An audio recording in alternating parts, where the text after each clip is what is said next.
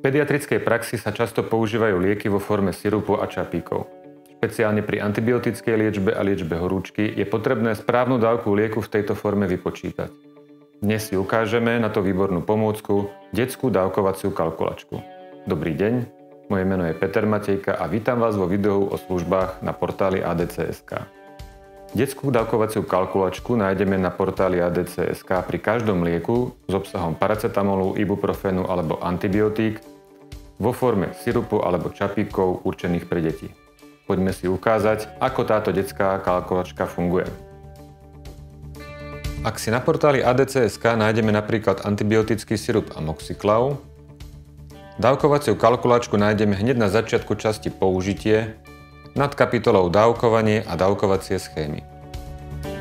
Stačí zadať hmotnosť dieťaťa, napríklad 6 kg, a kalkulačka vyráta dávkovacie rozmedzie celkovej dennej dávky, ktorú je potrebné rozdeliť do viacerých jednotlivých dávok. Podľa toho je možné predpísať dávkovanie a prípadne ho aj skontrolovať. Ak sa v tomto prípade predpíše sirup v dávke dvakrát denne, teda každých 12 hodín 5 ml, denná dávka je 10 ml, čo je v hraniciach obvyklého dávkovania. V prípade predpísania 5 ml 3 krát denne, teda každých 8 hodín, by však už bola denná dávka prekročená a bolo by ju potrebné znížiť.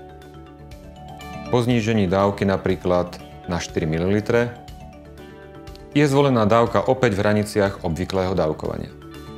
Detská dávkovacia kalkulačka je pomôcka, ktorá môže byť užitočná pre pediatrov aj lekárnikov.